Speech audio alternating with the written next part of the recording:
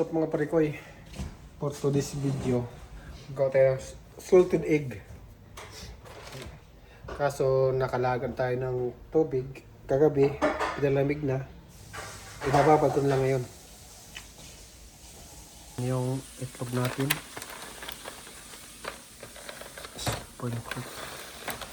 Itlog ng pato. Isang dasin yan. 1 dasin, isang dasin talaga. Ito, pinakulo ko na pinalambok ko na yung tubig na yan. Kaso nga lang, ibababa natin ng 30 days. So, ang sunod na video nito, 30 days pa. Sunod na video, 30 days pa.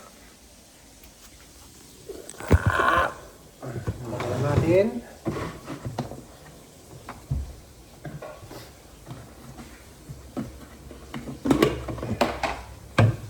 Ito na tubig, may asin na to.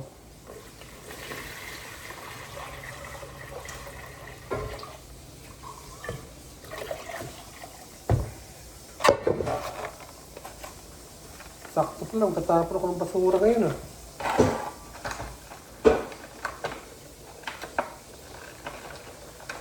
Pag na dito tayo umabot ng 30 days na tumating yung notice, si tatay may ginabang nito.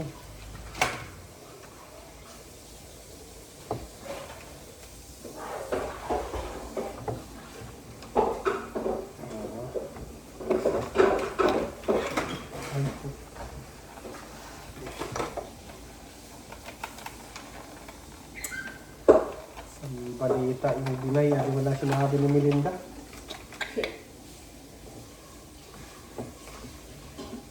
Hindi sinabi, nag-opera pa ng ilang ng ano. Gusto talaga. Gusto niya.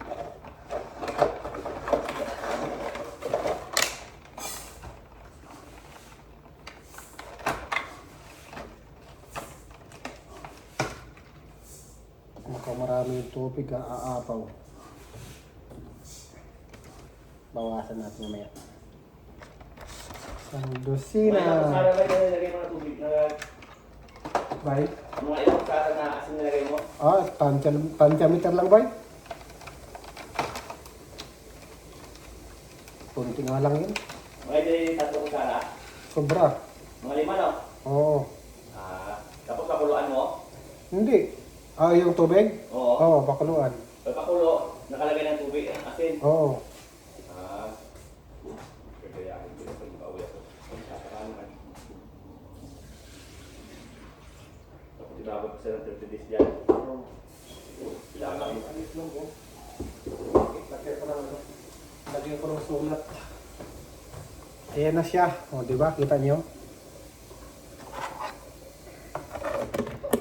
Babad natin ng 30 days yan. After 30 days, saka natin lagain. Balikan ko na video after 30 days. Ayan na siya. Simple na paggawa ng salted egg. Wala lang food color o pula-pula. Normal lang. Pang naman, sariling konsumo lang naman. So, abangan nyo after 30 days. Kaulang natin galing trabaho. Gulo-gulo pa yung buhok. Madumi pa yung mukha. Bye-bye. Hanggang dyan lang muna. Antay yun 30 days. So, ito na. Ito na yung itlog natin. Na-boil ko na ito ng 1 hour. Tapos, hahanguin natin to. Lagay ko muna dito sa strainer para palamigin.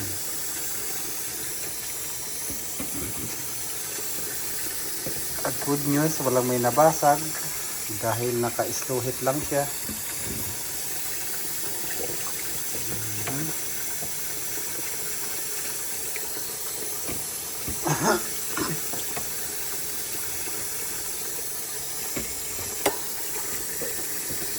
Dalawang dosina pala to. Nilaga ko. Sabi ko sa dosina lang, naging dalawang dosina pala. Diba?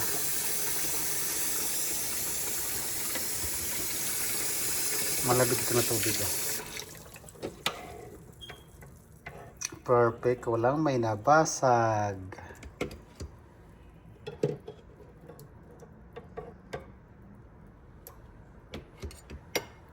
Anong kayang lasa ito? Subukan natin ito mamaya.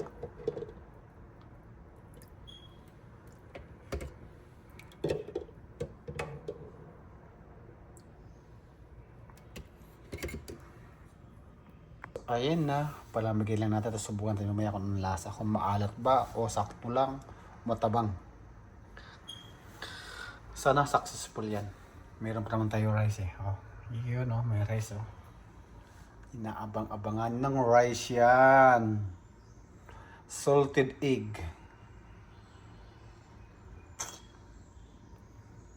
So ito na ating salted egg, no? Nababad natin ng 1 month na yan. Ilagay natin ito, lagyan natin ng basahan yung ilalim ng ano. Pa, isang dosina to. Ay, 2 dosina yata. Para hindi mabasag pagpakuluan. Nababad to ng sa pinakuluan asin ng 1 month. Ayan na. Tapos lagyan natin ng tubig yan. Lagyan ng basahan ulit sa ibabaw para iwas basag. Malaki itlog na to ah. Sana nga walang may babasag.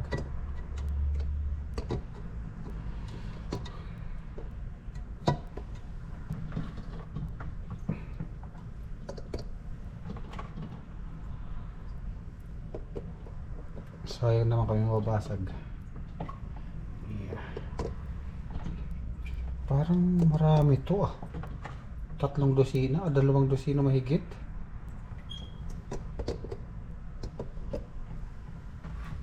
Marami-rami itong salted egg ah.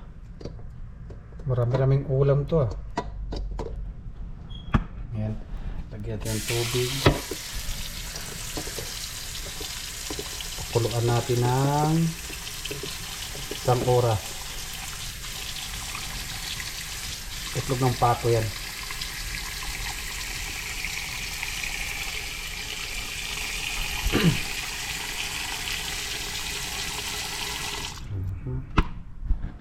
Ayan. Tapos lagyan natin dito. Kita yung buhok ko. Parang ano, sanggoko. Nag super saiyan. Gagal natin mag ano sa labas. Magpala ng snow. Gusto lagyan natin ng basahan dito sa ibabaw. Yun. Ayan na.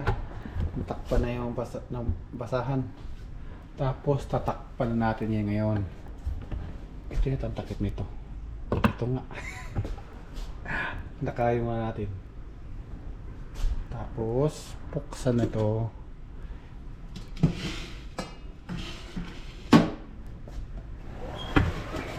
Salang dito. Low heat lang. Yan.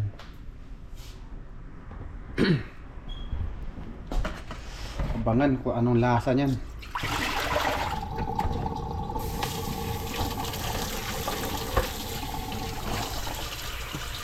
Grabe yung buhok ko.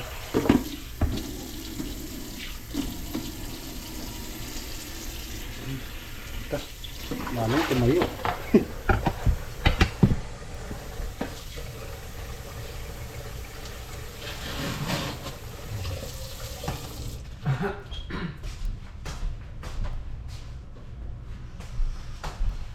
So, abangan natin, nakasalang na siya. Ayan na, nakasalang na. Abang natin after 1 hour, tapos testingin natin kung anong lasa. Ngayon ang judgment ng ating salted egg. Ito na, may rice na ako. Tirahin natin to. Cheers! Husgahan natin to. Bukas ng isa. May rice na tayo.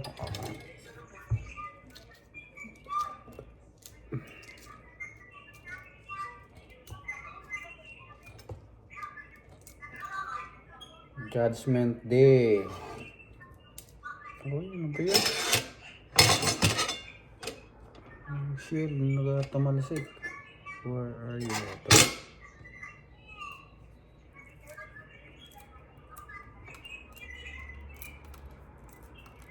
Binalatan ko lang, hindi ko binasag yung pagitna ba. Siyempre, itlog pa rin naman to eh.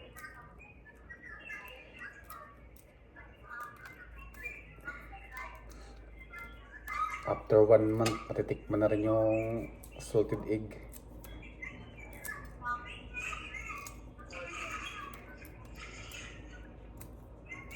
Nilaga ng 1 oras. Pinakuluan.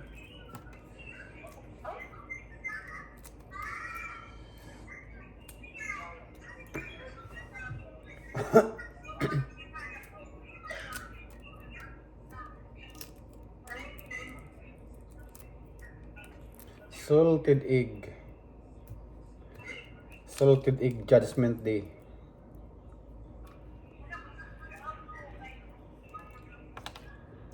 Hala, parang sakla yung alat. Salted egg.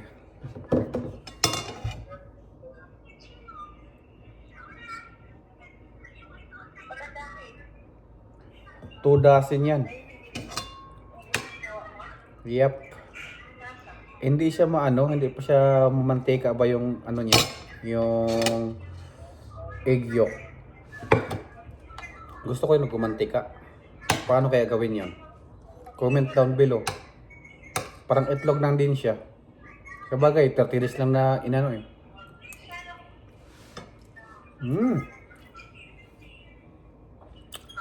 Hindi. Sakto lang.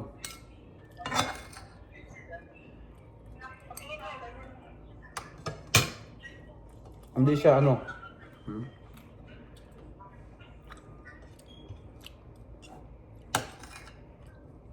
Hindi siya maalat.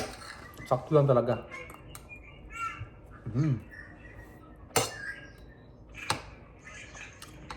Pero yung egg yolk ng lasa, salty din talaga. Yung ano, yung pag kinain mo ng egg yolk, ay yung ano ba, yung mapil mo na ganun, salted egg siya. Parang mabuhangin.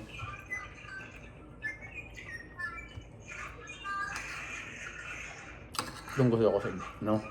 Hindi siya maalat.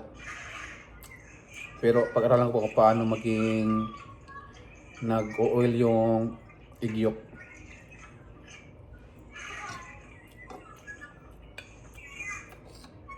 Siguro mas longer nga pagbabad siguro. 30 days lang ito nakababad eh.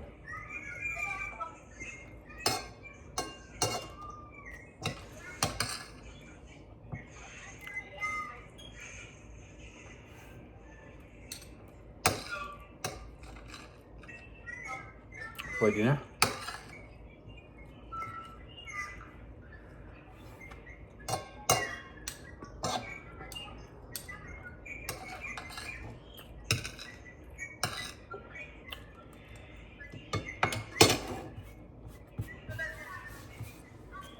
Worth it ang hintay ko ng 1 month.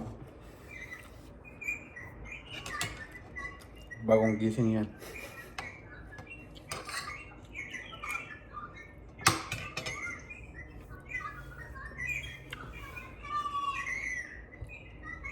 Isa pa. Bitin eh.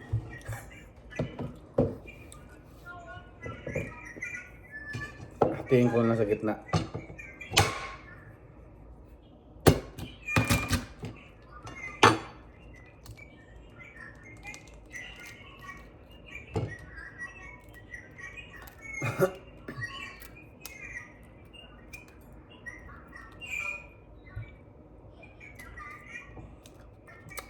Sarap.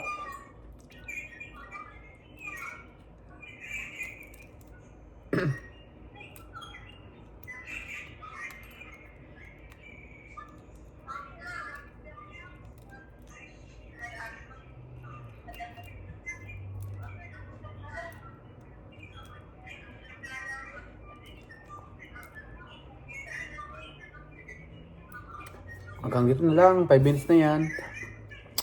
Bye bye, bye bye.